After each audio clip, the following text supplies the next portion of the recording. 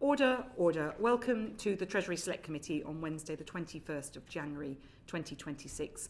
We're pleased today to have the Prudential Regulation Authority in front of us as we discuss their work as one of our regular sessions of the year. And I'm delighted to welcome Sam Woods, the Chief Executive of the PRA, the Prudential Regulation Authority, for his last outing in front of the Treasury Select Committee. Though, of course, Mr. Woods, something could happen between now and June that we need to haul you in for. We reserve the right to do that. And I'll give you a moment. We'll discuss how it's been for you in a moment. He's joined by David Bailey, who's an executive director, the executive director for Prudential Policy at the Bank of England. Marjorie Ngwenya, who's the external member of the Prudential Regulation Committee, and Antony Jenkins, who's also an external member of the Prudential Regulation Committee. So it is your last outing, we think, in front of us, Mr. Woods. What would you say you've achieved in your time at the PRA? Well, thank you for that question. I mean, I have got 5 months to go, so I'm actually very much focused on making sure that those go as well as they possibly can. Mistakes in the next 5 months. Yes, well, exactly. There's quite a lot going on around us, as we can all see. But in terms of things that have gone well, I mean, I really would just point to one, which I think is more important than all the others, which is that we have, and we is very broad here. It includes actually the committee and a lot of people in the industry, but with the PRA in a central role. Rebuilt the banking system following its collapse in the global financial crisis. That's been a very large and very challenging task. Both Dame Harriet and Mr. Glenn were involved in that as well in ministerial seats. But we've had a big role in that. I feel that's gone well. The banking system is much stronger than it was. And also, commercial returns have caught up, because during that period, of course, during that change, commercial returns tend to lag. And as we sit here, the banks are earning their cost of capital. They've got a price to book of over 1. Now, one should never be complacent about this. But I think if I pointed to one thing that we've done that I think has been very important, I would point to that. Okay, and what do you think has not gone so well? What if you were giving advice to your successor? What would that be? I'd probably pick out a couple of things, actually. So one is, I'm looking here a little bit at Mr. Glenn. We did have it's like having the ghost of Christmas past. Well, he's very present. He's very present too. We did have I think what would be fair to describe as a pretty spectacular row with the insurance industry and the government over the reforms to Solvency II. And I remember Dame Harriet asking me in this committee whether I was going to resign over it, which is an interesting start to that session. My reflection on that... Terribly soft on you then. Well, Harriet will have me over the calls please later. don't ask me again. I've got some more questions. Oh no, the nightmare never ends. But my reflection on that is that I think the PRA and I and external members were heavily involved in this as well, and then maybe Ms. Ngwenya wants to contribute on this point too. I think we were right to make the argument we were making, or something like it, because we are the agency charged with policyholder protection. And I think the committee, in a way, should be reassured that we're prepared to put our hand up in those kind of conditions and make that sort of argument. However, I think on reflection, I was probably a bit naive in some of my handling of it in terms of the preparing of the ground, quite how far we pushed it. I should say that Mr. Glenn was always a pleasure to deal with, despite the fact we were having such a strong disagreement. But I think what doesn't kill you makes you wiser. I think if I was doing the same thing again, the same substantive position, I would just handle it somewhat differently. That's one thing. And then the other thing is that we have done quite a lot of work, and Mr. Bailey's been involved in this as well, and actually Mr. Jenkins pushes us a lot on this given his technology experience. But within the PRA, our use of technology and data and those things, and we've done some good stuff, we've made some good advances. But if I had longer in this role, which obviously I do not, I would be interested in pushing further on that, partly because the tools around us have moved so much. So I would highlight those two things, but I don't know whether it's appropriate to bring in either Ms. Ngwenya or I think we're going Jenkins. to keep you in the spotlight for a bit longer, Sure. Mr. Woods. They'll get their chance. And if you were talking to your successor now over a cup of coffee or whatever before they come in, what would be your top tips for them? Well, I think it's unlikely they're going to want any top tips from me, to be honest. But if they do ask me for advice... You can do it here, so they don't have to worry. I will say, look, you may think I'm saying this to please the committee, but actually this is genuinely what I would say, because I think this is the most important thing to remember, is that if you do this job, you are working for the British public. All of the powers that the PRA has come from you here in Parliament, and you are accountable to Parliament for how you're using those powers to advance the interests of the British public. And amidst all of the lobbying, all of the pressures, the thousands of meetings that you'll have with very eloquent, very distinguished people from within the financial services sector, you need to keep that thought in the front of your mind. Okay, I would expect nothing less from an experienced civil servant, but that's good to hear. And you are the chief executive of the PRA, but because you're now part of the Bank of England, do you think that it's separate? That separation is necessary, or would you be better as a deputy governor overseeing this area? No, I actually think this was quite a wise thing that Parliament did to make this role the chief executive of the PRA. Now, first of all, it's because the objectives of the PRA, while generally consistent with those of the Bank of England, are actually quite distinct, and in some instances will pull in different directions. But secondly, at the time, as I recall from the parliamentary debates when the PRA was created, there was a concern, and I think it was a well-founded concern, that under the previous regime, where the PRA had been effectively part of the much wider organisation of the then FSA, the organisation had become something of a backwater. It hadn't had enough focus. Best way to bring that alive for you is that at the time that RBS went bust, which was then the biggest bank in the entire world, we had basically 2 people doing the PRA's job for RBS. Now, today we have a team of roughly 20 doing that job for HSBC. There's no perfect number, but 2 is definitely too little. So there was a concern in Parliament that, could that happen again, given we're actually moving this from one place into another wider organisation, which is the central bank. And the decision was taken to do 2 things. One, to make the person who does my job the chief executive of the PRA to help with that separate legal personality. And as a personal matter, I can tell you it does focus the mind a lot. I obviously collaborate extensively also with the other governors, but it does sort of slightly change the way that you think about it. You're the accounting officer. Yeah, it's sort of it sharpens the sense that your responsibility around the PRA is a particular one and a very important one. But secondly, Parliament did actually, I think, a very unusual thing. I'm not aware of this in other areas. Maybe it exists, but I've never found it. But the Prudential Regulation Committee has this specific responsibility, unlike the other statutory committees in the bank, to make an attestation to the Chancellor, which we do in public every year, that we've got enough resources in the PRA. And I think those 2 things come together to serve as a protection against that risk. So for those reasons, I think it's quite a good idea. Okay, so that's protection, but we've seen the government came in, the letters that went out before Christmas, before last, and then we saw changes to regulators. The Prime Minister's talked about reducing regulation, getting regulators. Do you think you're independent enough to survive that? Or have you had any hints from the Treasury that there could be any changes to what you do? We'll touch on some of the changes you've made to how you do things, but in terms of the actual structure of the organisation. Look, I believe so. So there's a very intensive interaction with the Treasury, as you can imagine. I think that's probably actually intensified a bit since Brexit, for the simple reason that a third party in the form of the Commission and all its associated agencies left the table. And we have more powers, all the lobbying is coming to us and the Treasury more directly. So that has become more intense, but I've never found that to be in any way inappropriate. I've never sensed that there is a challenge to our independence in that. There was a debate which was kicking around, I think actually when Mr Glenn was still the Economic Secretary, about the idea of a call-in power, and would it be a good idea to have a mechanism to make regulatory decisions in our field more routinely callable up into the political sphere. And in the end, the government decided not to proceed with that and not to bring that process to Parliament. I think that was a wise call. I don't get any sense there's a huge desire for that. So I think we're on reasonably solid ground. Okay, well, that's one for us to watch for. Indeed. And then you've, before I bring in Mr Glenn briefly on this and some other points, your name's often talked. There's a handful of people who could qualify to be Governor of the Bank of England, and your name is one of those. Is that something that you aspire to? Well, that's a very kind comment. Thank you. The truth is, whether or not I go for that job will depend on what I'm doing when it comes up, which is in 2028. Happily, the job is currently filled, extremely ably. I think in almost everyone's assessments. I wasn't suggesting for a minute the governor's about to go. I should just stress to anyone watching, his term doesn't end in 2020, but it doesn't. The selection process will start next year. Yeah, look, I've got an open mind about it, but it will depend on what I'm doing. I may well be doing something else I'm very much committed to.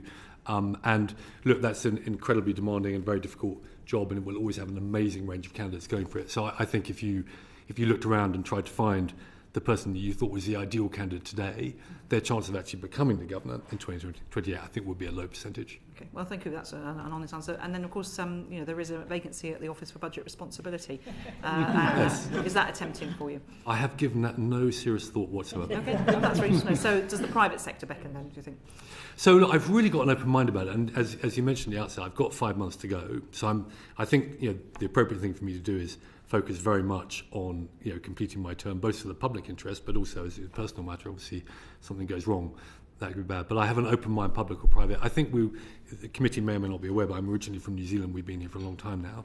But I think we're quite likely to stay in the UK for all sorts of reasons, not least that we very much like it here, and this country has been very kind to me and my family. So I'm expecting it to be UK. could be public or private sector. Okay, well, thank you for being so candid with us. Mr. Glenn.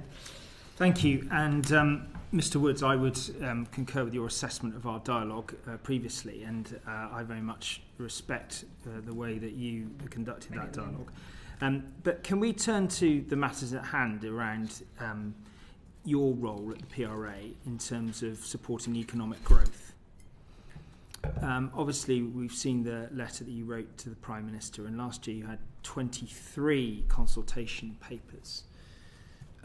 Which ones of those do you think are likely to lead to a material change in conditions for the sector as a whole that will actually move the dial in a meaningful way? Maybe I can offer a brief comment, but if I might, I might bring in Mr. Bailey as well, because he's obviously in charge of all of our policy and our consultations. But I was thinking about this question a week or two back, actually, when I was just reading through our business plan for the current year. We're coming towards the end of the year, just to check that we were doing what we'd said we would do. And there are actually, I think it's a different 23, it happens to be assembled, there are 23 initiatives which are mentioned, some of which will be the consultation papers.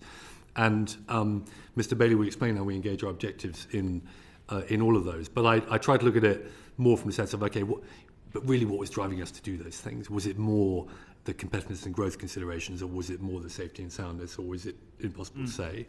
And what I found when I looked at it in that more informal way rather than the formal way we looked at it was there were 7 for which I genuinely couldn't tell you which it was. So, for instance, our branching policy, that's very important for safety and soundness, very important for competitiveness. There's a genuine mix of those two things.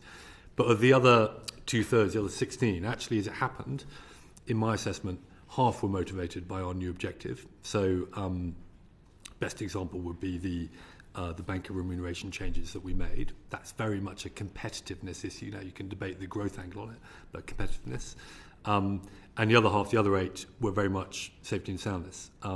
So, for instance, our life insurance stress test we did this year for the first time while disclosing individual firm results. You remember that came out of the Solvency II debates. That's definitely a primary objective thing. So I just thought that was interesting when I looked at it that way. It's kind of a third. I think in steady state, you wouldn't necessarily expect to have such a high proportion on a secondary objective, but we're still sort of building up on that side, and hence there's a bit more of that. But if I might, could I bring in Mr. Bailey as well? Yeah, thank you. Thank you, Mr. Woods. As Mr. Woods said, when we're defining our policy and looking at individual policy options, we think about all of the objectives we have, whether that's safety and soundness as well as competition, competitiveness and growth are our secondary objectives. And we look at the proposals in the round, and some things are more weighted to the primary objective, some more to the secondary objectives. But there are specific things that we've done that have been really motivated by the new competitiveness and growth, or not new, 2023 competitiveness and growth objective. So, for example, as Mr. Wood said, the changes we made to the remuneration regime, significant impact from a competitiveness perspective in terms of making the UK an attractive place for banks to locate staff. Our strong and simple regime for smaller domestically focused lenders, which significantly simplifies the Prudential regime in a way we couldn't have done previously, which will result in a significant reduction in costs for small UK lenders, enabling them to grow and support their customers. The way that we finalised our Basel III proposals that were published on Tuesday, in particular around SME lending, making sure that we had an approach that was proportionate for those exposures and supporting banks' ability to support SMEs. And then on the insurance side, we launched towards the end of last year what we're calling an investment accelerator, which enables insurers to take advantage of productive investment opportunities far quicker than they could do previously. All of those were significantly driven by those considerations around growth and competitiveness resulting from the secondary objective. What we hear sometimes when we talk to people in the city is that all of those sounds very reasonable, but they say that there is overall a sort of lack of not so much urgency, but a lack of sort of determination to put emphasis on growth enabling activities, and a moderate reduction in, say, some of the reporting requirements for an entity that is not going to make that much difference anyway, gives you collectively as an organisation something to point to, but it doesn't really move the dial. And they would say that some of the harder things, and we'll come and talk about Mr. Wood's recent speech on foreign sovereign debt in a moment. But those things aren't really grasped. And in a world where, when we think about Basel 3.1 implementation in different ways across the US and the EU, that the PRA isn't being radical enough in terms of, addressing the opportunities that need to be taken if we're going to remain competitive. How would you respond to that general point that UK Finance or some of their members would put to us? So look, I think so we've done an awful lot of work and we put a lot of focus on this. We changed the way the organisation operates internally and put a real focus on competitiveness and growth. And I think it's incumbent on us to make sure that our regulation is efficient and proportionate as it can be, whilst making sure that we retain the level of resilience that is consistent with sustainable economic growth over the medium term. That is really important. And I think we have taken some really significant steps. Some of them I mentioned. Another is working with the FPC on their the bank capital assessment that was published in December. And there are some big significant areas that we're looking into as part of the follow-up to that. So, for example, potential changes to the leverage ratio, which I think will make a significant difference for the banks and the industry in enabling them to support their customers. If I might add a brief comment. Look, what we're doing is we're going around all of our toolkit, particularly the rules, in light of the fact that we've got this new objective, that we've left the EU, and that we've been operating quite a lot of this machinery now for about 5 or 10 years. And so we, I think, have a higher confidence that we know which bits of it really matter and which bits maybe could actually be cut away in the spirit of our new secondary objective. And we're going around, we're trying to do that quite thoroughly. So we've done it very thoroughly on the Solvency UK side. We're looking at all the items Mr. Bailey just described on the banking side. And we've also been doing some very important stuff operationally. So one of the industry complaints, actually, I think, probably one of the fairer complaints was, couldn't we go a bit faster on things like approvals? And to give you just one stat on that, we routinely do more than 1,000 senior manager approvals every year. In the last quarter, the average time we took to do one of those was 30 days. That was down from 59 a year ago. We're still doing them properly. We're checking them, but we've just sped up. So we're doing those sorts of things. But last point, industry will, of course, make that case. But there are some things that we shouldn't do and we should resist. And I think at some point, those, as we churn through all this other stuff, those other things are going to start to surface a bit more. That's my guess. No, I recognise that. And I, as a former minister, was sat, obviously, in between you. It felt like, sometimes there was I got an extreme view of one side and I got an extreme view of the other, and I sat in the middle trying to mediate on it. And actually it's technically quite complicated to do that, and I would be sympathetic to all my successors, whichever government they're in.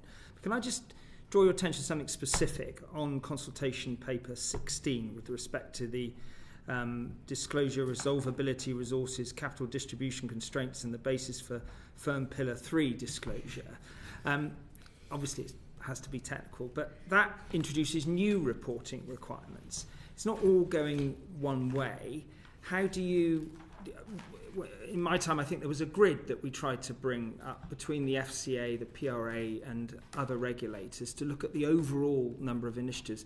Does that still exist? How do you overall reconcile the volume of reporting requirements that regulated firms have to live with? I would better say a word and then Mr. Bailey coming too. So, look, what we've done on the insurance side, we've cut it by a third. That's what we've done on the reporting. That was agreed as part of the package. So the ABI will be happy when we see them next. I would never claim that. But I think they would accept that has occurred. On the banking side, we just cut 37 templates in December, and we're now doing some further work, deeper work actually, on could we make the way that we collect data from banks much cheaper, which Mr. Bailey may want to come in on. We're going to look at mortgages, first of all. But I'm glad you've raised reporting as an example, because we shouldn't have a position where we can't ever collect anything more at the same time. So a good example is we have just brought in some liquidity reporting on the insurance side, because following the LDI crisis and all the events around that, we decided actually it would be quite wise to have a bit more on that side. We had a lot of discussions with the industry. We came to a pragmatic resting point. I think they were okay with it, but that was unabashedly an increase but I think one that was justified. But maybe Mr. Bailey wants to come 2 points. If I can respond just on the specifics that you started with on the resolution side. That consultation was of course part of a package that included some quite significant changes to the resolution regime, and I know you had Sir Dave in yesterday talking about those. And as part of that, the overall emphasis of that was making sure the resolution regime was proportionate. So it raised a number of the thresholds significantly, taking firms a long way away from, some firms a long way away from having to hold MREL and be part of the resolution assessment process. So all of that making it more proportionate. So it went as a package, and we deliberately framed it as such. Then more broadly, as Mr. Woods has pointed out on reporting, we're looking very closely at that, particularly on the banking side. The changes we made that Mr. Woods has alluded to is a first step, but we are working very closely with colleagues at the FCA, but also industry, to overhaul that process and make sure that we can collect the data we need at the lowest possible cost. And that includes changes to the way firms report, and then changes in technology on our side to make ourselves more efficient in terms of how we use that reporting. So we think very carefully on that front, and what we did in last year was the first step of what I see as a multi-year process to completely overhaul the banking reporting regime. I've got another question I'd like to thank you for that, to Mr. Woods. And in terms of your Mansion House speech, where you referred to this proposal to provide capital relief to banks on their portfolio of foreign government debt, and you used quite a striking phrase, which would be equivalent to ripping off our jacket, warm hat and gloves and throwing them all over the nearest cliff. Now, that seems an extremely strong sort of counter view to some in the banking sector who would say that you should look somewhat sympathetically. Is there anything of any merit in what was proposed by? Well, first for the language, it's an after-dinner speech. The chair was there. You have to make it listenable, and that's not always the easiest thing to do with prudential regulation. People will remember. There you are. You achieved so. You've got it mentioned here. So. But you're right that I do feel strongly about that point, and it's for a couple of reasons. One is that the leverage ratio is extremely important because, as members of the committee know, it's one of the two ways that we maintain the level of capital in the banking system that's required for the public interest. And the first reason to be cautious about the idea of taking government bonds out of the leverage ratio is it's just a very significant brute weakening of that regime. And to give you a sense of that, our banking system runs at about 20 times leveraged, so it runs at a 5% leverage ratio. Some of that, by the way, 5% is met by non-equity, so the equity leverage is actually higher. But if you just took out those bonds crudely first order before all sorts of behavioural effects, you might increase that by about 80 basis points, so a 5 to 5.8 move, which is actually pretty significant. So that's one reason not to do such a thing lightly. But the second is, and this may in fact be more important, that actually banks can lose a lot of money on government bonds, even if the issue is sound. So the classic case of this was Silicon Valley Bank holding a bunch of long-end treasuries in its banking book, and it had done that because it had a big influx of deposits, and it went to the long end on treasuries to get a bit more yield. Those long-end treasuries move around much more in terms of value and interest rates move, so with a change in the rate environment, they were underwater. Now, they thought they could tough it out because they weren't marked to market. And in US capital requirements, that was not captured. We would have it captured in ours. But depositors thought differently. They saw this unmarked loss and thought this is a problem, started to take their money out at high speed. And at that point, it became necessary to liquidate the bonds and crystallise the loss. So I think taking that out of the framework in that way, particularly at a time of quite high sovereign indebtedness in many Western jurisdictions, would just be a very, very bad idea. So some who would push back on that, they would say, well, in other jurisdictions, they don't necessarily take the same approach. And so if you're in a global institution where if you're running an entity based in London, you might say, well, we're at a disadvantage to secure more investment to grow business here. I mean, that's crudely to make it accessible, what people would say. So your answer would be that, you're responsible for the probity and integrity of our system and the stability therein, and this isn't a risk worth taking, even if it's happening elsewhere. That would be part of my answer, but I think the time that I made that speech, this debate was alive not only in the UK but also in the US. Now, actually, since I made it, my colleagues in the US have, I think, made a very sensible decision around that. They have actually softened their leverage ratio requirement quite a lot, but they've done it in the numerator, so the number that firms are required to meet. And on that, they were way north of us. So they've basically come down to the sort of level we're at, but they've decided not to go ahead with the idea that was kicking around in their system of taking treasuries out. I think had they made a different decision on that, and it's part of the reason I thought it was worth making the point in public, I think that does create quite a difficult situation. I think if the US made that move, it would probably be quite difficult for other countries to resist it for the sort of reason that you just gave. And that would then cascade globally.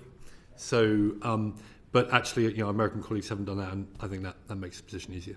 My final question before I pass to my colleague is around smaller banks. We've had 40, I think, new institutions over the last decade. You talk about strong and simple. You talk about the attempts to try and make it an easier path to growth. One of the enduring frustrations is how you really achieve that, because actually there is, in the system as has existed, real cliff edges and barriers to move to that next level. How could you reassure us that the changes you have made or will make will likely lead to greater real competition for those smaller entities to actually meaningfully grow and compete with the small number of large banks we have? Thank you. Very, very important question. I'll say where maybe Mr. Jenkins might want to come in as well on that sort of wider issue of competition in the market, given his experience. But we've got a stronger track record on entry, as you say. So we've authorised 40 de novo UK banks in the life of the PRA. We've actually authorised over 80 banks overall, but 40 of them you would recognise as a startup. This committee has been on our case on that from the get-go, because we had that competition objective from the start. And I think we've got a good and a strong story there. We do have a less good story on scale-up. Of course, it's not all in our hands. We're sort of one factor amongst many. But we have agreed to set up this scale-up unit together with our colleagues at the FCA. I think that may be quite helpful. It's just being populated at the moment. We've also been doing quite a lot of work around thresholds. The most important one is actually done by our colleagues on the resolution side of the bank. It relates actually a little bit to what Mr. Bailey was talking about in moving up the MREL threshold, and that's the requirement for smaller banks to issue debt into the market so they can take the hit rather than taxpayers. And that is a bit of a ledge. We've moved the ledge up. The ledge still exists because we think we still need that protection. But we're looking also at the possibility of bringing in some automatic indexation into our thresholds so that they kind of all move up a bit more automatically, which again I think will help. But I wonder if Mr. Jenkins wants to come at all on the sort of market structure question. I think it's fascinating to look at what's happened since the financial crisis. The market was dominated by large banks in this country. We've had a number of very successful startups. I won't mention the names specifically, but they have captured a very significant part of the personal account market. Now, of course, in other parts of the market, there's still competition to be gained, particularly around mortgage lending. But also in the small business market, we've seen good gains from the startup and challenger banks. So we think that competition is very important. It's important for two reasons. One is because it provides more choice for consumers. But frankly, the other thing is it keeps the bigger players sharp. And we've seen that with things like mobile banking, for example, where the offer from the big banks was really pretty poor. But they've had to up their game to compete with the newer startups. And one of the things I think that the PRA has done very well is to encourage competition into the market and support it where we can. But Mr. Woods is right. The fundamental framework that sets various levels of capital and liquidity requirements based on size and complexity, we can't flex that for the purpose of competition. We've got to maintain the integrity of that. Thank you. I think I've had enough. Thank you very much. And I was remiss at the beginning because I should have asked a colleague and myself to declare our interests. So if Mr. John Grady would like to declare his interests. Yes, I've got a family member who works for the Nationwide Building Society. And I have a family member who works for Allied Irish Bank. So we've now declared our interests. I'm going to bring in Mr. Luke Murphy, MP. Thank you, Chair. Mr. Woods, I wanted to ask you some similar questions that I'd asked the Governor and members of the FBC yesterday. I wanted to ask you as both the Chief Executive of the PRA but also as a member of the FBC. The FD reported last year that several senior members of the bank had left from the climate risk department, saying that the bank wasn't, staff were not being empowered to take climate risk seriously within the bank, a concern that there'd been loss of staff hours of up to a third working on this area and that the technical expertise had been severely diminished. Do you share that view and what do you make of the broader expertise in the bank, but also in the PRA to assess climate risk? Thank you, Mr. Murphy. Obviously, climate is an area that we've paid quite a lot of attention to. I think the best way to judge whether or not the PRA still knows what it's talking about on climate is not by what I say, but it's just to look at our most recent publication, which is 525, which is our updated supervisory statement, which we hadn't done since 2019. And I think that's a credible intervention in the market. We've asked firms to up their game on the governance side, on the risk management side, and then in their use of scenarios and some of the data issues that have arisen. And effectively what we've done there is look at how's practice moved on since 2019 when we last did it to today and moved the thing forward. I think that's an appropriate way for us to invest there. But where I think it's possible that the sort of view that you have been hearing comes from is it is true. I think it's probably true to say that we loaded up heavier on climate as we were getting up to speed on it, and we have been able to economise a bit, and we have a bit less headcount on that activity than we had previously. I should also say on climate, by the way, that this may be mistaken on my part, but as a topic, I find it quite different from some of the other things that we talk about, liquidity, capital, and things where there is quite a strong, I think, tension between the public and the private interests because of the need to drive for maximum ROE on the private side and our need to protect financial stability. Climate, I think, is quite different. It's more of a joint endeavour between us and the industry. How do we want to take account of this risk? And we're always super careful to stay in our lane because obviously there's a much bigger debate about climate.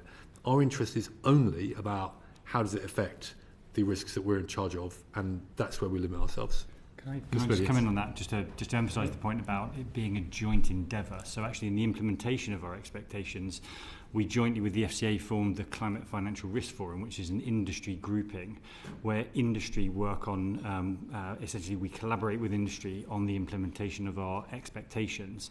And so actually a lot of the hard work is done jointly through forums like that in terms of guidance to meet our expectations, which are produced by industry for industry, and we've seen really good engagement on that. And so if anything, that has been maintained over the last 5 years. Thanks. You referred to the policy statement PS 2525 and the point around a joint endeavour. I mean, I have heard concerns that compared to a previous iteration, the expectations referred to actions being needed by governments, firms and a range of other actors, and that language has not been repeated in this updated statement, the argument being that actions are needed across all actors.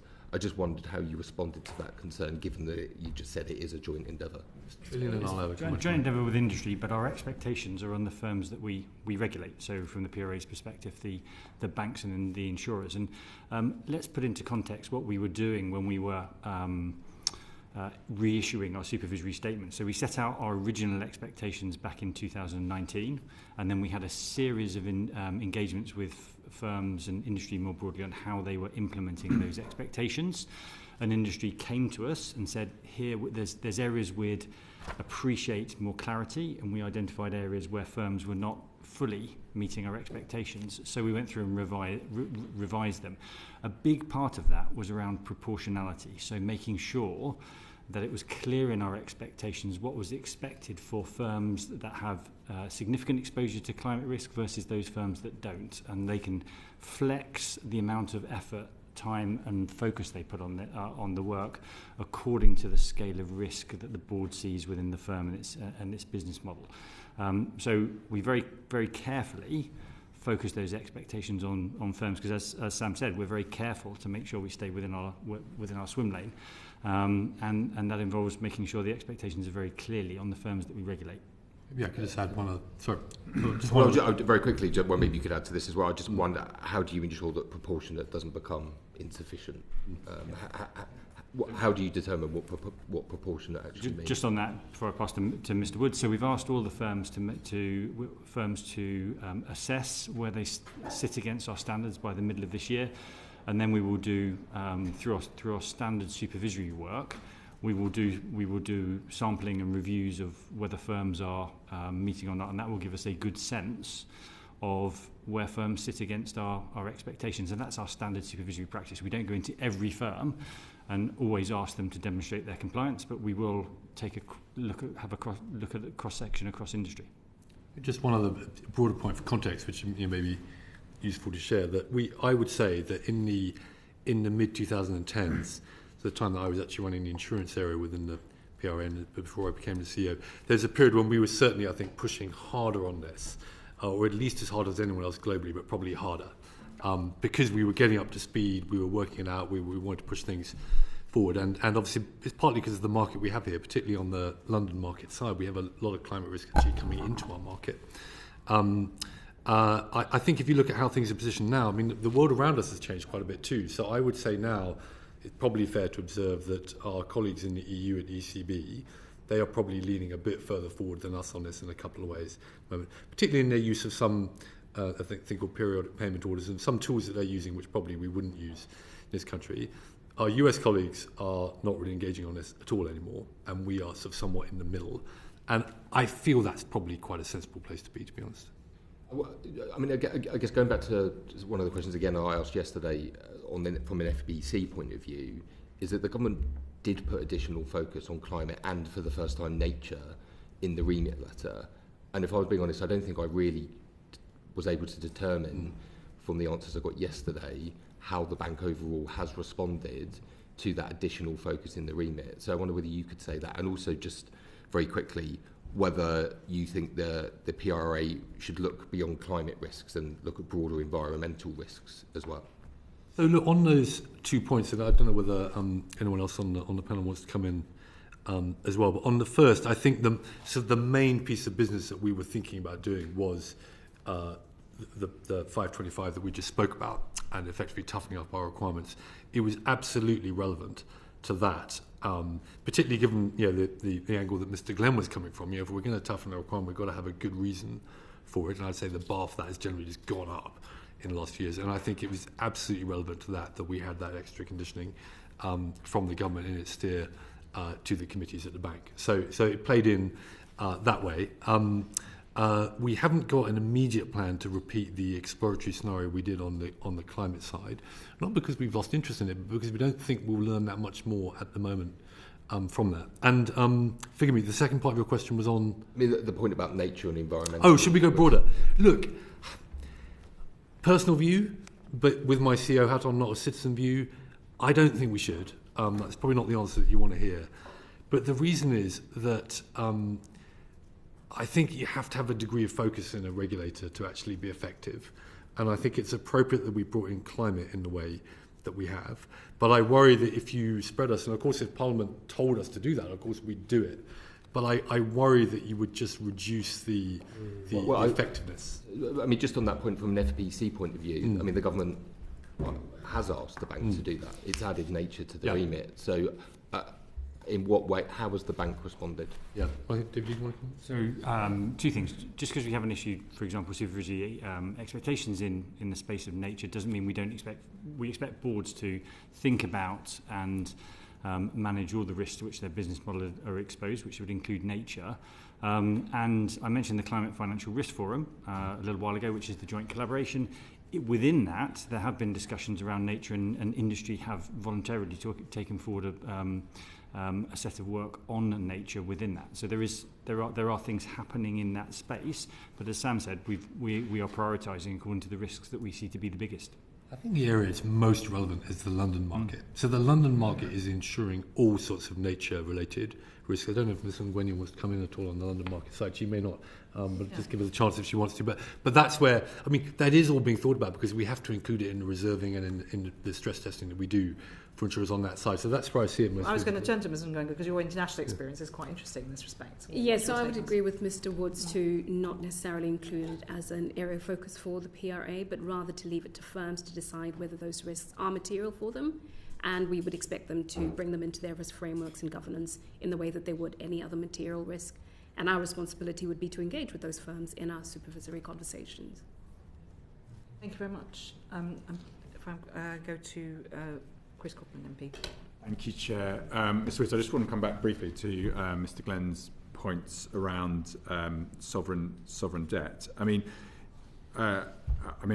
take your argument around the fact that even though this is effect close to risk-free debt that we're talking about, you still are getting losses on the bond markets. But I mean, would the bank say that the fact that we have mark-to-market accounting under IFRS would mean that the risk is more present here and therefore they're being more prudent, or that it would be reasonable to Well, I think a good argument for the banks to make on this topic would be that we in the PRA do attempt to capture that risk on Pillar 2A, and also that the interest rate risk for bonds of that kind which are held in the trading book is intended to be captured by our market risk framework. I think those would be reasonable arguments to make. However, I come back to the broader point, which is I think this is an area where if one country does it, it probably happens globally. And it would depend on the country, of course, but if a major country did it. And I think effectively you would be turning a blind eye at that point, I think, to sovereign risk and traded sovereign risk on the leverage side of our requirements. And I mean, the history of the bank sovereign doom loop is very rich and littered with all sorts of catastrophes. So just why would we want to go there? So, I mean, isn't the bigger picture that the banks are trying to weaken the leverage ratios? They're trying to find ways to do that. So in their view, the minimum leverage ratios are too high. So wouldn't a cleaner way to address this issue just to be either say you've got your leverage ratios correct in your opinion, or just to slightly tweak them? Well, I think I agree with your comment, because I think the place to have the debate is on the numerator. Exactly. I think this denominator thing is just confusing and risky and dangerous. There is a legitimate debate on the numerator, and Mr. Bailey referred to it a moment ago, because we have published, this is the first time anyone's done this actually from the public sector side-by-side comparisons of our risk-weighted requirements and our leverage requirements with those in the US and the EU. And one thing that does jump out of those is that our requirements for our domestic banks on the leverage side are higher than the equivalent domestic requirements either in the EU or in the US. And we published that. We gave the bank lobbyists a stick with which to beat us, if you like, but we thought we should be transparent about how that looks. But it's also the case that despite the fact that our requirement is tougher, our domestic banks are also more highly leveraged than those in other jurisdictions. So I think that's the debate. Okay, so they're much closer to the leverage ratios. Yeah, we have a good chart on this in the capital review. We can send it to you. Okay, so they would, if you reduce your minimum capital ratios, it's possible to say how the banks would react, but they would. But it's possible. Likely increase their. Yeah, that's possible. Let me flip that on its head.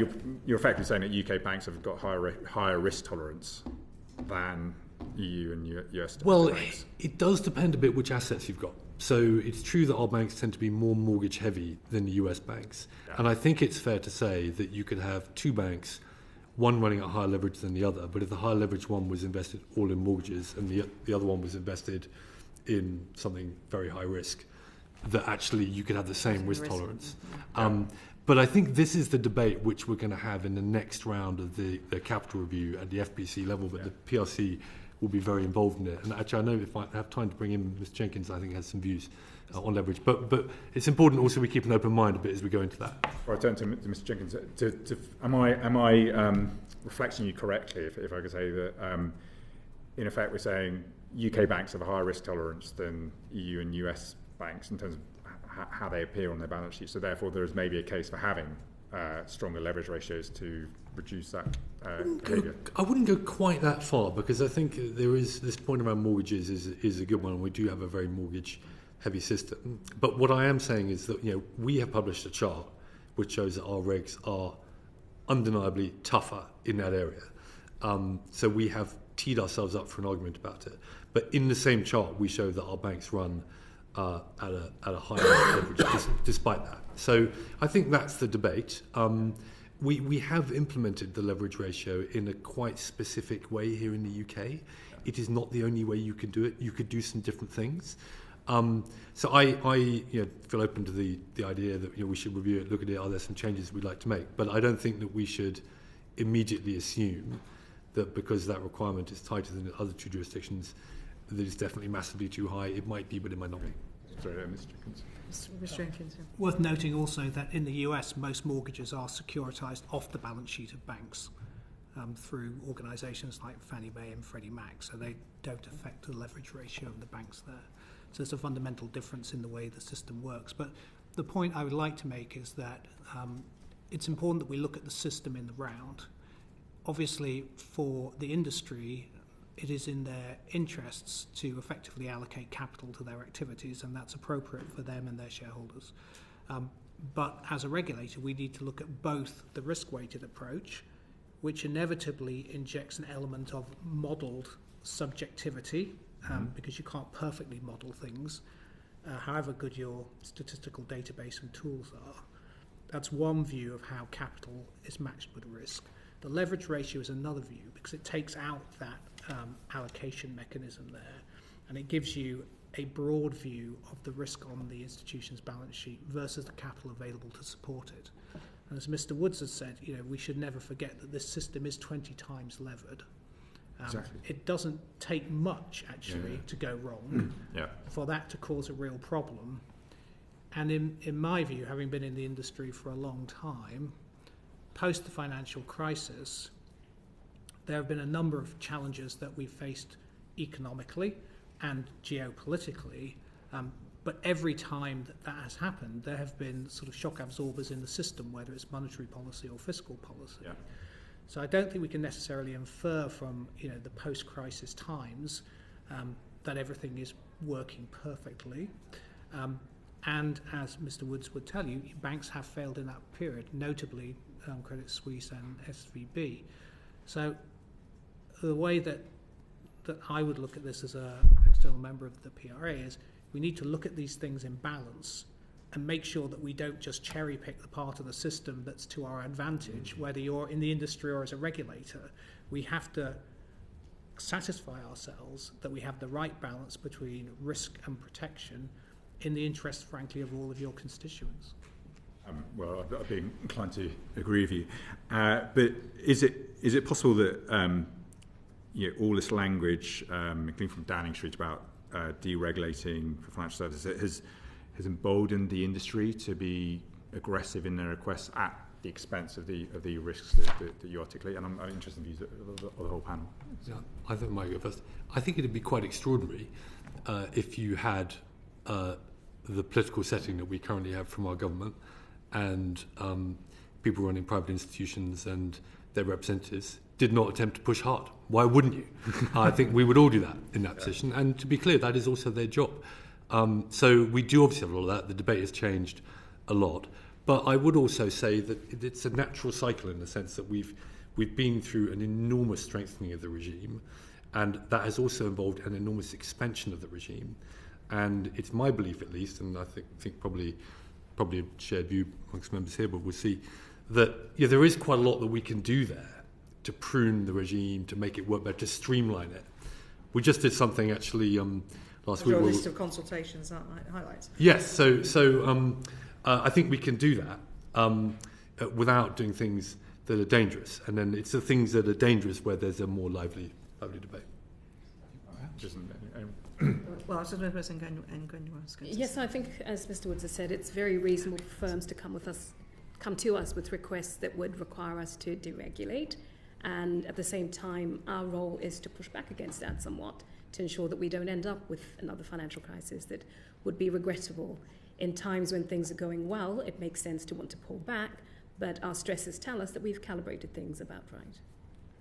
The thing I'd add is we obviously look at any proposals very seriously and have to produce a cost-benefit analysis when we put forward consultations which exactly articulate against our objectives what the impact is expected to be. And we don't just hear voices from one side of the debate. As we've seen over the last week, we hear voices on the other side pushing in the direction of resilience. So we need to balance those and take them all into consideration.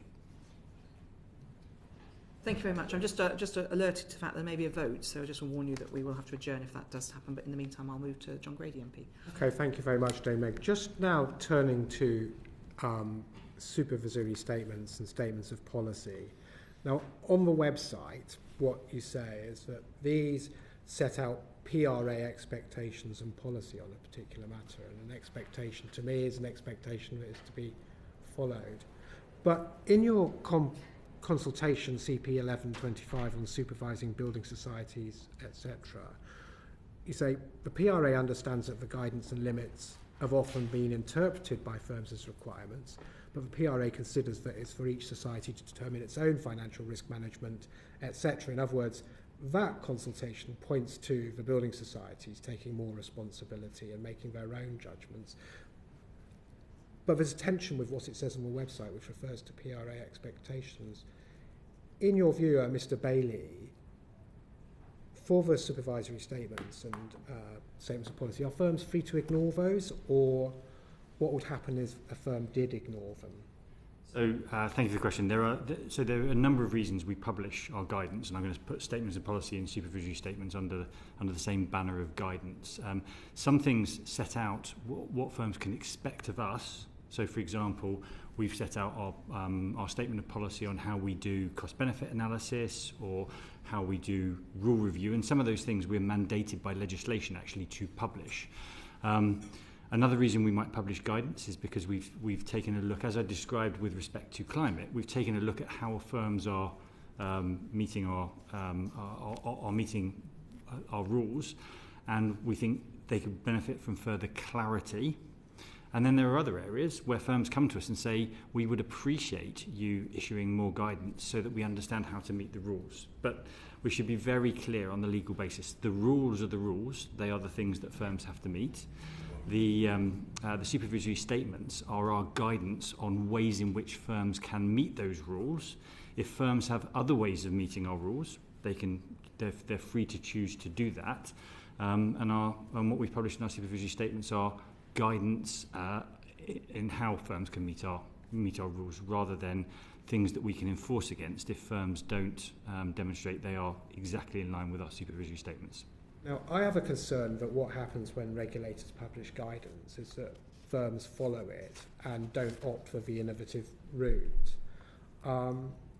Ms. Ngwenya, am I right to have that concern? I think it's a fair concern because it sort of implies that that's the way that we'd like to see it done. However, firms are free to explore other avenues. I think the purpose of the guidance is to remove the uncertainty that firms might have around implementing our financial regulations, which takes away friction and unnecessary cost in the system. And Mr. Jenkins, as someone who's had an illustrious career as a banker, would you share my concern that firms follow guidance, requirements and PRA expectations at the risk of innovation, which may drive efficiencies and consumer benefit? I think we have to look at the range of firms as well. So there are very large, sophisticated firms, and there are middle market firms, and there are very small firms. And I think they may approach this topic differently. But actually, the intent of these supervisory statements is, as my colleagues have said, to be helpful, to provide guidance. If more clarification is required, that can always be gained from the supervisors and the interaction with the supervisors. But I don't think it inherently prevents innovation in the banking sector. Doesn't inherently, but do you think it does lead people to kind of follow in behind the guidance and not look for new ways of doing things? No, I don't think there's any empirical evidence to suggest that in terms of what's come in front of us. The intent is to be helpful, not to be a drag on innovation and creativity. Thank you.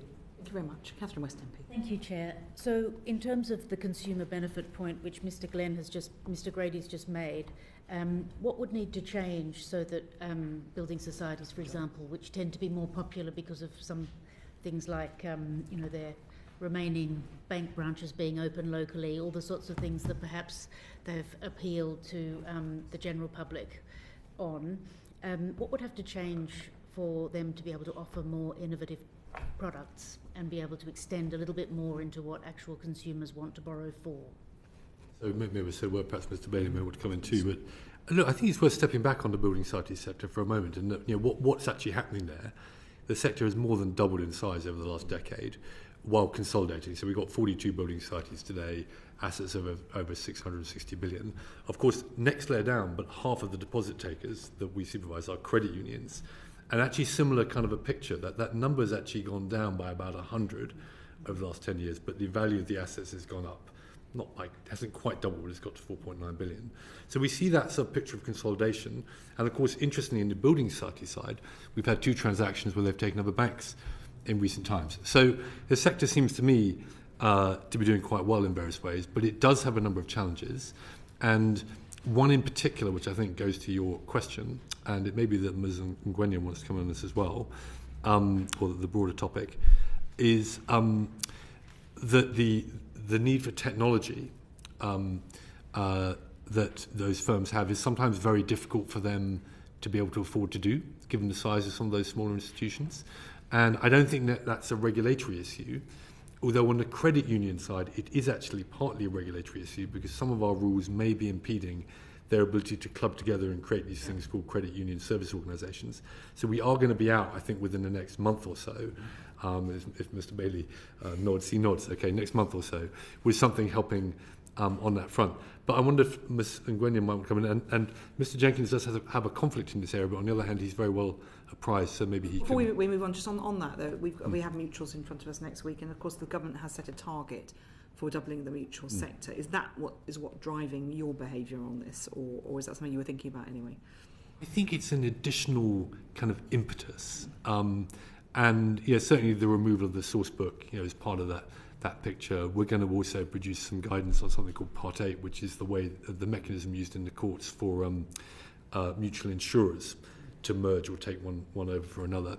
So that's certainly contributing to it, and we are going to do a further report on credit unions. We haven't given a particular time like that, but it's in that context. But I can see Mr. Bailey wants to come in. I'll just leap in with two quick points. The first thing is we even before the government's focus on doubling the size, we were particularly focused in this sector, in part because organisations like credit unions serve customers that can't access financial services in other ways, and so they're really important. They provide a really important service, and we've worked very closely with the trade associations. We've talked about the strong and simple regime for small domestically focused lenders. That was developed through a lot of discussions with the Building Society Association. They were key stakeholders. We've developed that, and you'll have seen statements from them welcoming that regime, because we're deliberately trying to find ways to make it easier for those firms to do business, expand and grow, and our scale-up unit that Mr. Woods has already mentioned is another way that will help them. Thank you. Ms. Ngwenya. Yes, I would say the mutual sector is one that we are incredibly focused on, seeing it as being pertinent to the UK financial sector, 31%, for example, of the total mortgage market. And there are two ways in which the PRA is supporting those efforts. So one is collaborating with the FCA's initiative around the Mutual Societies Development Unit. So that's bringing together think tanks and academics, regulators, policymakers to address the challenges of the sector. And the second way is another collaboration with the FCA on the scale-up units that are helping fast-growing mutuals to scale. Thank you very much indeed. So I'll now turn to John Glenn, MP. Yes, could I turn to the cash deposit protection limit increase to 120,000? That was, I think, higher than some anticipated. All the proposals were initially for 110,000, but broadly represents a sort of 9 years of indexation. The obvious question is that it now is different to the 85,000 limit at a time when also the government, very soon around the time this was announced, changed the amount of cash in an ISA. Is there not a risk that somehow there are sort of mixed messages from the sort of collective authorities here on how desirable it should be to hold things in cash? Well, look, thank you, Mr. Gunn. I can see why the question arises, but I think it does actually make sense in the following way. First, the limit that we have is for money. So it's for deposits, the main form of money that we all have, and confidence and trust in money is an absolutely vital underpinning of making our economy work. So the view and the response we have was to ask the question, do we want people to have less protection in real terms than they had before? And we thought the answer to that question was clearly no, so we uprated it, just as you said, by inflation from 2017 through to today. And you're right, we consulted on 110. It was pointed out to us that depending on when you started the indexation, it could take you to 117. We thought, fine, we'll round it up to 120. So that was what we were looking at. The FCA has a different question on its side, which is around investment. And investment is different, and there's different questions around how much caveat emptor do we want, how much risk do we want that part of the system. Again, extremely familiar to you from your previous role. It's true the FCA had in 2019, if I recall correctly, moved that up from 50 to 85. And at that point, you did have the two numbers in the same place, but it wasn't true before that point. And we didn't feel that we should anchor to that on the money side. And the FCA, I think, looked around the wider public policy debate, just as you said, and it's not obvious that actually we should be moving it up in the same way. That was all discussed and coordinated. On the government side, again, I think it's a different motivation. How you want to use fiscal incentives to make people put their money in different places is one question. How confident you want people to feel about their money in a bank is another. So I can see it's perhaps a bit confusing, but I think it is actually rational for those three decisions to be different. I mean, obviously you're, and me to a lesser extent, and all of us on the committee are quite steeped in this. To the public, they will see a significant increase in the sort of level of absolute comfort they can have in their cash reserves, and a significantly lower total with investments which bear some risk. Has there been any analysis done of how behaviours are affected by those different nominal, but arguably justifiable different numbers? Well, you're right. You've got several things here moving at the same time in slightly different ways, and I don't think any of us know what the ultimate result of that will be. I think our motivation for the move that we made is clear and quite straightforward, and I think quite solid. We have, in the context of government work looking at different ISA treatments, so we do provide advice to the government. It's just advice about could various different structures cause any prudential issues, because you can imagine that question might arise. Some parts of the sector, actually we were just talking about building societies there, an example, have a lot of that money, and we're not concerned about what the government has done there, and those changes, it tends to also be about speed. If you make a very big change at very high speed, then you could create possibly a dislocation in bank funding markets, but nothing the government has done is anywhere approaching that problem. Just as an aside on that, isn't there some concern over the treatment of what is money and what is money market funds and so on? And doesn't that leave meaningful ambiguity which is unhelpful overall to the market? Well, there is an issue which is upon us now, which is about the tokenisation of assets and how that's going to work in the context of all of these things. And we have been very clear that if banks want to issue stable coins, which are not actually tokenised deposits but are stable coins outside the deposit regime, we don't want there to be any confusion between a stablecoin issued by a bank and a deposit that someone has with the bank. Now, the hardest line for us to take on that would just be to say we don't want banks doing stablecoins at all. We think that would be a mistake and would be contrary to our secondary objective. So instead, what we've done is we have asked them, if they do such things, to do it under separate branding and from a separate legal entity in order to reduce that cost, which is a bit of a compromise, but it seemed to us a good resting place for now. The last question, I think, is that you've been in this role for 9.5 years. You obviously, I think, would rest your professional reputation on the sort of integrity of the system post-crisis.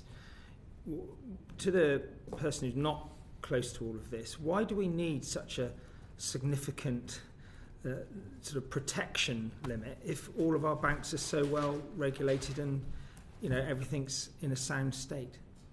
Well, I think the reason for that is, first of all, that, and this may strike you as a very bad answer, but it's incredibly hard to communicate in any kind of an intelligible way what we're doing at the back end of banks in terms of capital ratio, all those things. I find it difficult to understand. I'm sure we could do better, but I think all major jurisdictions around the world, at least capitalist jurisdictions, have decided that actually it's better also just to have a protection limit, which people can then be told, and it's very simple and people can stick with it. And there's quite good recall actually on those limits from the FSCS. So that is one reason. The other reason is, of course, that all of our protections are calibrated to a certain degree. We do not try and protect the banking system against any kind of bust. You were talking about resolution with colleagues yesterday. We've obviously got a strong regime there. We've gained some confidence about it. They were talking about that in a certain way yesterday, but not all of our banks are in a resolution regime. The smaller ones would not go through resolution, so you need to have protection for that. And the final question is, what sort of modelling do you do about scenarios where a mid-tier bank failed for a reason that you couldn't foresee or from the data you get, and it would have a sort of, whilst it's covered, I think, by the recapitalisation payment levy, that it wouldn't have a sort of knock-on effect on other challenger banks and be disruptive to the system as a whole? How do you account for such a apparently unforeseen scenario, but one that presumably you must contemplate. Yes, we do think about that. I'll bring in Mr. Bailey as well, if I may, particularly on what we've done with the recapitalisation tool and other aspects. One thing we have been looking at is the higher speed of bank runs. So we experienced a super high speed on the Silicon Valley Bank. Now, there maybe was some idiosyncratic factors, but I think it's reasonable to posit that, you know, in a social media world, in the world where we can all swish money around on our phones very rapidly, money can move more quickly than it did before. We have been thinking very hard about that. What we do not want to do is increase massively the stringency of liquidity regulation in a way that ties up more of the funding that bank can provide to the economy in assets either with us at the central bank or in government bonds. But we fast, the bell's about to go. What we do want to do is get greater confidence that they could monetize their liquid assets at high speed. Thank you very much. We now need to adjourn for the vote. Order.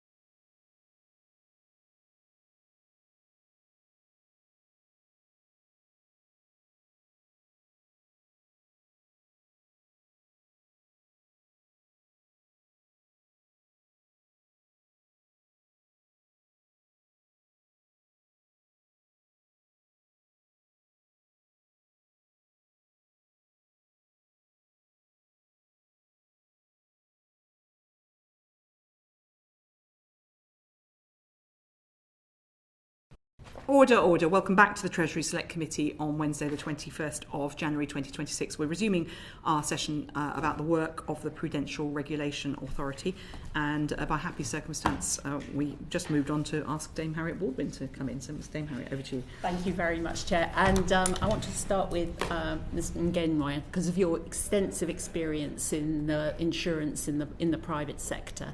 And so you'll be very familiar with the claim that the insurance industry was making that if Solvency II were tweaked into Solvency UK, that there would be an additional £100 billion of investable assets into the UK economy.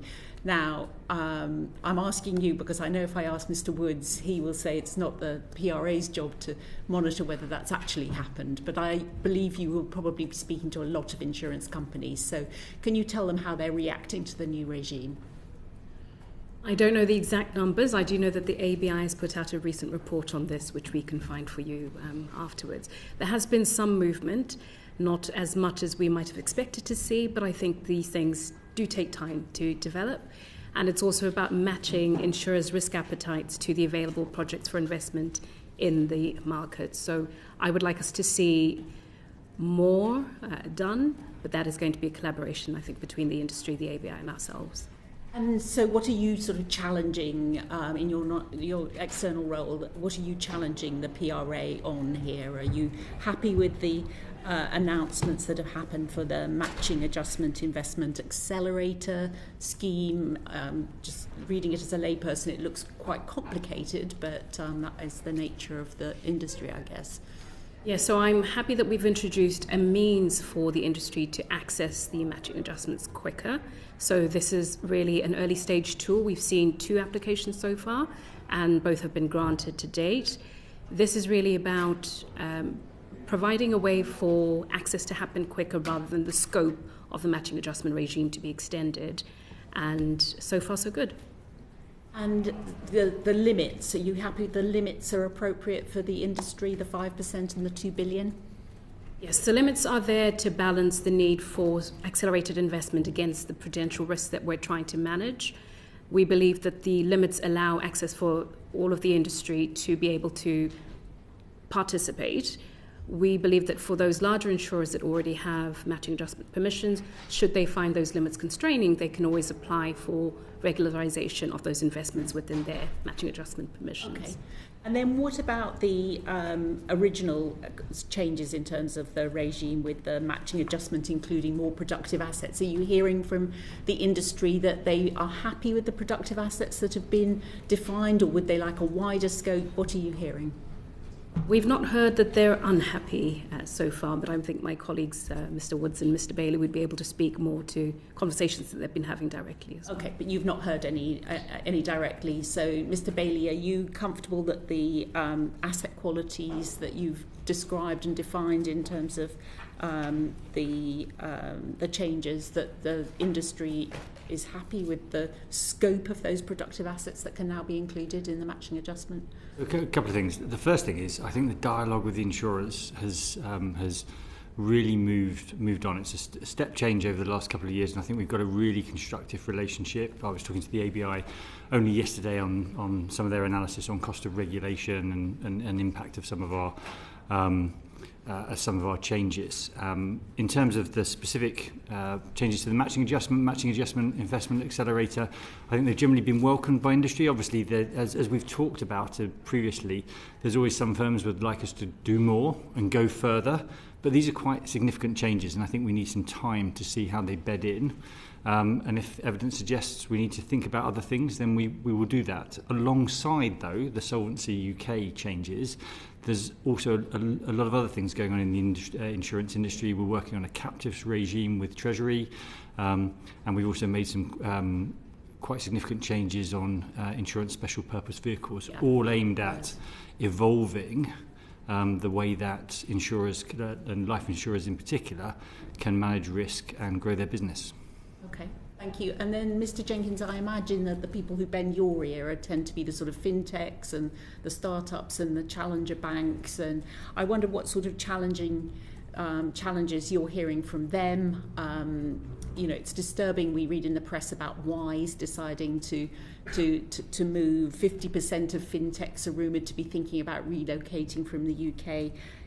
What are you feeling about the international competitiveness from what you're hearing, and what are you challenging the PRA on? So, without referring to any specific organisation, it's fair to say that decisions that people make about where they will list are different to decisions they make about where they operate and do business. The listing issue is linked a lot to do with the breadth and depth of the capital markets, particularly in the US, for technology companies. And so if you're evaluating those things, that is going to be important to you because you'll want to be able to raise capital. It's worth noting, of course, that none of our fintechs that have come up in the last 10 or 15 years have yet listed, so they're still evaluating if and when to go down that route. Do you hear from challenger banks that there are things that the PRA ought to be doing differently? It's good to hear that the senior managers of the permissions are coming through faster. What other challenges do you get from industry that you're taking into your role at the PRA? Yeah, I think generally speaking, on our side of the fence, the fintech industry is, I wouldn't say happy, but we're in a sort of equilibrium with the industry. I do think some of the changes that Mr. Bailey referred to in terms of where some of the cliff edges are important, and that we have to be alive to those things as these organisations scale and get bigger. But it's possibly more on the financial conduct side that you would see some cliff of the edges. Yeah. Are you happy with how quickly the PRA is approving sort of custom internal ratings-based models and things like that? Do you get any feedback on that? Well, that has been a source of contention with the industry, and not just for the newer organisations. But in reality, these internal models are incredibly important, both for the firms and for us, because basically what you're saying is we can form a better view of the risk in our business through the data sets that we have and the statistical analysis that we can perform upon them. And as a result of that analysis, we can then allocate different levels of capital to the risk on the balance sheet. And usually that level of capital is lower. So if the PRA is to authorise that, we need to be very content that the data sets that support the argument and the analysis and statistical modelling has been done appropriately. And so while I think there are areas where we can improve on the margin, the rigour with which we've addressed the models is appropriate.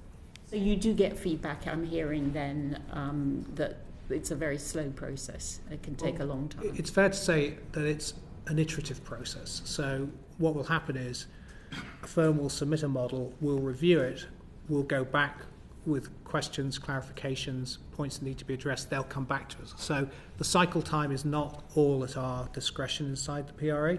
We do everything we can to make sure that that is as efficient as possible, and Mr. Woods and the team have continued to look for opportunities to shrink those cycle times, but it has to be done properly because it is so important in the setting of capital levels, particularly in mortgages. Can I come in with a couple of the points we're working on? We're working on that. So 2 points I'll make, particularly around internal models. So the first thing is we announced last year some changes to our process and timelines, commitments to approve models where we get a complete application within 6 months, and also especially for the mid-tier challenger banks who are aspiring to get internal model approvals for the first time, having dedicated points of contact at the PRA who will help them work through the process from start to finish in a timeline which is proportionate. We've set a limit of 18 months on that. So that's the first point. We've put in place some more structured processes which are already in place and underway. And then secondly, on some of the more complex areas of the internal modelling process, particularly around residential mortgages, we opened a discussion last year with industry about potential changes from the policy side, specifically designed for the mid-tier sector, the mid-tier challenger banks, who are newer banks, have less data and statistical history, which makes it more complex. And we've put out there some potential changes we could consider, and we're in dialogue with industry around whether they would make the process easier for those firms. Right. But not any sort of specific commitments in terms of reduced turnaround or timelines. So, as I said, we said we'd a completed application within 6 months, and someone who a new firm that came to us from start to finish 18 months. That's the targets we're working to. But as Mr. Jenkins has said, this is a complex process, and there needs to be iteration. 2 quick questions, if I may, from Mr. Woods. As you look back on your career, we've heard thresholds raised a few times, and it seems logical to me that they should grow in line with the economy or something like that. But how big would you say, Mr. Woods, a systemically important bank is today? Well, look, if you want just one measure, I'd say once you're north of about 50 billion in assets, you're clearly systemic. Now, we've got actually thresholds on either side of that. Some of them kick in a bit later, some a bit earlier. But I think if you wanted one number, take 50 billion. So that's something that you keep under continuous review. Yeah. Yes, we do. And we've actually got 2 separate issues. One is that we do have different thresholds for different things. And we have actually talked to industry about that. Would it actually be better if we collapsed everything, say, to a single number like 50 or 70 or whatever it was? And actually the feedback we got was that would actually, you'd create one giant ledge. Actually, we'd probably rather you kept with some different thresholds. But we have had some complaints, and I think they're actually well-founded from industry, about can they please have more clarity about the way that these thresholds are going to be updated and more consistency. And we are looking at the idea of a kind of automatic indexation tool. We haven't yet brought it to the committee, so Mr. Jenkins and Ms. Ngwenya haven't had a chance to look at this yet. But we do wonder whether we could bring that in, and that would just make the whole thing much easier. Final question, if I may, Chair. Working from home, it's been something the FCA have been now asking people to move from 40% of the time in the office to a different number. Is there a policy on this at the PRA, and is it changing? Yes, there is a policy, and we ask people to be in half the time, but with a minimum requirement of 40% of the time. We are currently, like many other organisations, just looking at that at the moment. We haven't made any decisions yet. But I think the sort of mindset of the leadership team on the PRA side, and I think for the bank generally, is to think that some flexibility in our offering to recruits is quite important, actually, not least on the financial services facing side, where typically our pay will be lower. But we do believe quite strongly that having enough time with people together in the office is a very important part of what makes the organisation work properly, so we don't want to have too little of that. Thank you. Thank you very much, Dame Harriet. Jim Dixon, MP. Thank you, Dame Meg. If I could just ask a couple of questions about loan-to-income flow limits. So, as you will know, you have recently increased the threshold for mortgage lenders from 100 million to 150 million. We'll can you ask a quick one and we'll see where we... 100 million to 150 million. Is that enough, do you think? Does that really support growth and competitiveness in the marketplace? It only increases the number of lenders by about 10. Can you justify that as the right number? Yep. So there were 2 separate changes we made on that limit. The first one was aimed at the smaller end of the market, particularly those small lenders, and was really about proportionality and removing a burden for those small firms. As you say, it affected about 10 firms. Collectively, the firms that benefit from that exemption are only 2.2% of the mortgage market. So it's about proportionality for those firms. What the FPC also did, though, was change its recommendation on the overall limit to the PRA. Previously, the way that we'd implemented in the PRA was we'd set a limit of 15% of high loan-to-income lending for each lender individually. And what that meant was that the aggregate was always going to be below the limit, because every firm wants to have a buffer before they hit the hard limit. We have the FPC in the middle of last year asked us to look again at that and relax the way that we were doing that, so that in aggregate the lending gets closer to 15%. And we've allowed individual lenders to go above the 15% limit, providing that in aggregate the system as a whole, from a flow perspective, remains about 15%. We have had good take-up on that. 9 firms have taken us up on the waivers necessary to do that, and we are seeing a pick-up in lending as a result. Order, I need to adjourn. Do you want to come back? No, I think that's fine. I have got another question, but I think I won't we trouble can write everyone to you, to come but back so for it. I can thank our witnesses very much. I haven't got time to do that formally.